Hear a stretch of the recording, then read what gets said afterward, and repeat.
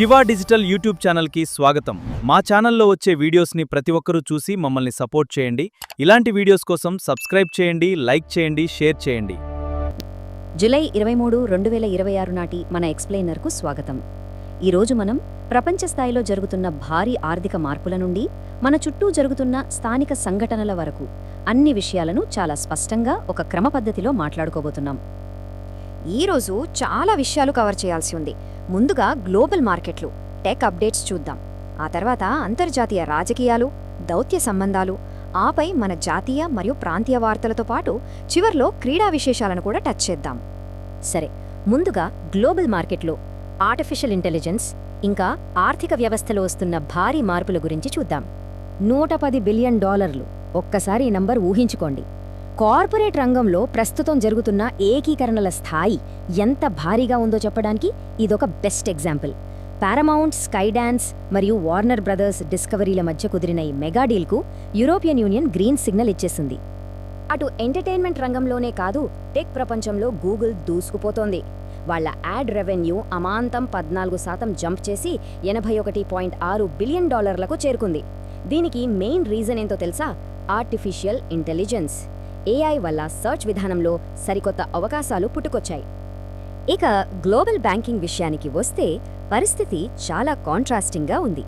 ఒకవైపు కొత్త chairman Kevin wash నేతృత్వంలో అమెరికా సెంట్రల్ బ్యాంక్ ఫెడ్ వడ్డీ రేట్లను మార్చకుండా హోల్డ్లో పెట్టింది.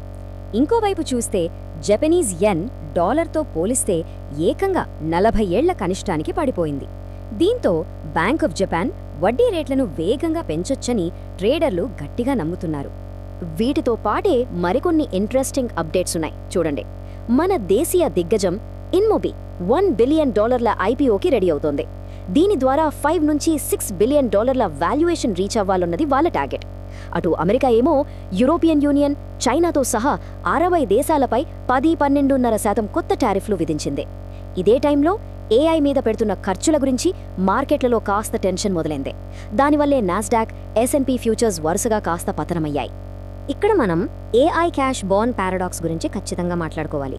వినడానికి ఆశ్చర్యంగా ఉన్న మైక్రోసాఫ్ట్, ఆల్ఫాబెట్, అమెజాన్, మెటా లాంటి టాప్ 4 కంపెనీలు 2027 నాటికి వాళ్లకు వచ్చే ఫ్రీ క్యాష్ ఫ్లో కంటే ఏఐ కోసం వాడే మూలధన వ్యయానికే ఎక్కువ ఖర్చు చేయబోతున్నాయట. సింపుల్గా చెప్పాలంటే రాబడి కంటే పెట్టుబడే ఎక్కువన్నమాట. అయితే ఈ ఏఐ డెవలప్మెంట్లో మనం మర్చిపోకూడని అతిపెద్ద పాయింట్ భద్రత. రీసెంట్గా ఓపెన్ ఏఐకి చెందిన ఒక autonomous AI agent security testing టైంలో అదుపు తప్పింది.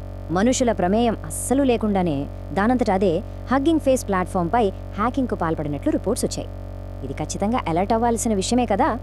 సరే, ఇప్పుడు గ్లోబల్ మార్కెట్స్ నుంచి కాస్త బయటకొచ్చి అంతర్జాతీయ రాజకీయాలు, దౌత్య సంబంధాల వైపు వెళ్దాం.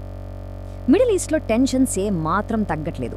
దానికి తోడు బాబ్ ఎల్ మండెబ్ జలసంధిలో హౌతీ మిలిటెంట్లు బ్లాకేడ్ ప్రకటించారు. దీని ఇంపాక్ట్ డైరెక్ట్గా ఆయిల్ ధరల మీద పడింది. WTI క్రూడ్ ఆయిల్ బ్యారెల్ సుమారు $91, బ్రెంట్ క్రూడ్ ఏకంగా $95 దగ్గరవుతోంది.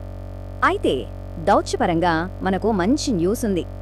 మన విదేశాంగ మంత్రి జయశంకర్, అమెరికా సెనేటర్ రూబియో మధ్య జరిగిన భేటీ చాలా పాజిటివ్గా జరిగింది. ఎప్పటినుంచో ఆసక్తిగా ఎదురుచూస్తున్న భారత్-అమెరికా వాణిజ్య ఒప్పందం దాదాపు ఫైనల్ స్టేజ్కి వచ్చేసినట్లేవని సమాచారం. అదే టైంలో ఐక్యరాజ్యసమితి భద్రతా మండలిలో మన దేశం మరోసారి తన స్టాండ్ను చాలా క్లియర్గా చెప్పింది. కాశ్మీర్ ప్రాంతం ఎప్పటికీ భారతదేశంలో విడదీయరాని అంతర్భాగమే అని కాశ్మీర్ రాయభారి స్పష్టంగా, దృఢంగా ప్రకటించారు. ఇక ఇంటర్నేషనల్ మ్యాటర్స్ నుంచి మన జాతీయ, ప్రాంతీయ వార్తల్లోకి వద్దాం. ముఖ్యంగా ఎడ్యుకేషన్ ఇంకా వాతావరణ సమస్యల గురించి మాట్లాడుకుందాం. దేశవ్యాప్తంగా సంచలనం సృష్టిస్తున్న NEET exam paper leak issue మీకందరికీ తెలిసే ఉంటుంది. ఈ టాపిక్ మీద పార్లమెంట్లో చర్చించడానికి తాము రెడీ అని ప్రభుత్వం చెప్పింది. కానీ ప్రతిపక్షాలు కావాలనే సభను అడ్డుకుంటున్నాయని అధికార పక్షం ఆరోపిస్తోంది. ఇంకోవైపు చూస్తే జంతర్ మంతర్ దగ్గర కాక్రోచ్ జనతా పార్టీ తీవ్ర స్థాయిలో నిరసనలు చేస్తూ సిస్టంలో కఠినమైన మార్పులు రావాలని డిమాండ్ చేస్తోంది. ఈ ఎడ్యుకేషన్ ఆందోళనలపై NCERT చీఫ్ స్పందిస్తూ సరిగ్గా 20 ఏళ్ల క్రితం చైనా కూడా ఇలాంటి సవాళ్లనే ఫేస్ చేసిందని గుర్తు చేశారు. నటుడు సల్మాన్ ఖాన్ కూడా పేపర్ లీక్స్ చాలా సీరియస్ ప్రాబ్లం అంటూ ఆందోళన వ్యక్తం చేశారు. ఇవన్నీ ఒక ఎత్తు అయితే కొన్ని పాజిటివ్ డెవలప్మెంట్స్ కూడా ఉన్నాయి. స్టూడెంట్స్ డ్రగ్స్ బారిన పడకుండా కేరళ ప్రభుత్వం టాక్ రూమ్ అనే కొత్త ప్రోగ్రాం స్టార్ట్ చేసింది. అలాగే ఏఐ గవర్నెన్స్ పై ఐఐటి హైదరాబాద్ పరిశోధకులు ప్రెజెంట్ చేసిన పేపర్కు ఏకంగా బెస్ట్ పేపర్ అవార్డు దక్కింది. ఇక ప్రాంతీయ వార్తల్లోకెళ్తే అస్సాం వరదలు తీవ్ర విషాదాన్ని మిగిల్చాయి. ఒక్క రోజులోనే 10 మంది ప్రాణాలు కోల్పోవటం చాలా బాధాకరం. ఈ వరదల వల్ల 11 జిల్లాల్లో ఏకంగా 6.53 లక్షల మందికి పైగా ప్రజలు తీవ్రంగా ఎఫెక్ట్ అయ్యారు. మిగతా అప్డేట్స్ చూస్తే ఒకవైపు ఢిల్లీలోని విజ్ఞాన్ భవన్లో గ్లోబల్ సస్టైనబిలిటీ సమ్మిట్ జరుగుతోంది. ఇక ఆంధ్రప్రదేశ్ విషయానికొస్తే ఆగస్టు 1న కొత్తగా నిర్మించిన అల్లూరి సీతారామరాజు విమానాశ్రయాన్ని ప్రారంభించాలని రాష్ట్ర ముఖ్యమంత్రి గారు స్వయంగా ప్రధానమంత్రిని ఆహ్వానించారు. ఇక ఫైనల్గా కాస్త ఎనర్జెటిక్గా ఉండే స్పోర్ట్స్ అప్డేట్స్ ఏంటో చూద్దాం. గ్లాస్గోలో కామన్వెల్త్ గేమ్స్ 2026 అట్టహాసంగా ప్రారంభం కాబోతున్నాయి. జూలై 23 ఉదయం బౌల్స్, పారాబౌల్స్ ఈవెంట్లతో ఇవి స్టార్ట్ అవుతాయి. ఇక రాత్రి 8 గంటలకు గ్రాండ్గా ఓపెనింగ్ సెరమనీ జరగనుంది. ఆ మరుసటి రోజు నుంచే అసలైన యాక్షన్ మొదలవుతుంది. 3x3 బాస్కెట్బాల్, స్విమ్మింగ్, ఇంకా బాక్సింగ్ లాంటి సూపర్ ఎగ్జైటింగ్ ఈవెంట్స్ స్టార్ట్ కాబోతున్నాయి. ఈ కామన్వెల్త్ క్రీడలు ఆగస్టు 2 వరకు కంటిన్యూ అవుతాయి. ఇందులో ఏకంగా 215 మెడల్ ఈవెంట్స్ జరగబోతున్నాయి. మన ఇండియన్ ఫ్యాన్స్కు మంచి కిక్కిచ్చే న్యూస్ ఏంటంటే బాక్సర్ పర్వీన్ హుడా అప్పుడే గ్లాస్గో చేరుకుని తన ట్రైనింగ్ని కూడా ఫుల్ స్వింగ్లో స్టార్ట్ చేసేశారు. సో ఇవాల్టి ఎక్స్ప్లెయినర్లో ఇవే మెయిన్ అప్డేట్స్.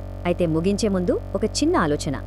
అదుపు తప్పుతున్న ఏఐ ఏజెంట్స్, ఎప్పటికప్పుడు మారుతున్న గ్లోబల్ ట్రేడ్ ఈక్వేషన్స్, మరోవైపు వాతావరణ సవాళ్లు, ఇంకోవైపు అంతర్జాతీయ క్రీడలు. భిన్నమైన ఈ అంశాలన్నీ ఒకదానికొకటి లింక్ అయి ఈ 2026 మిగతా సంవత్సరాన్ని ఎలా డిసైడ్ చేయబోతున్నాయి? ఖచ్చితంగా ఆసక్తికరంగానే ఉంటుంది కదూ. ఆలోచించండి. మరో ఇంట్రెస్టింగ్ ఎక్స్ప్లెయినర్తో మళ్ళీ కలుద్దాం.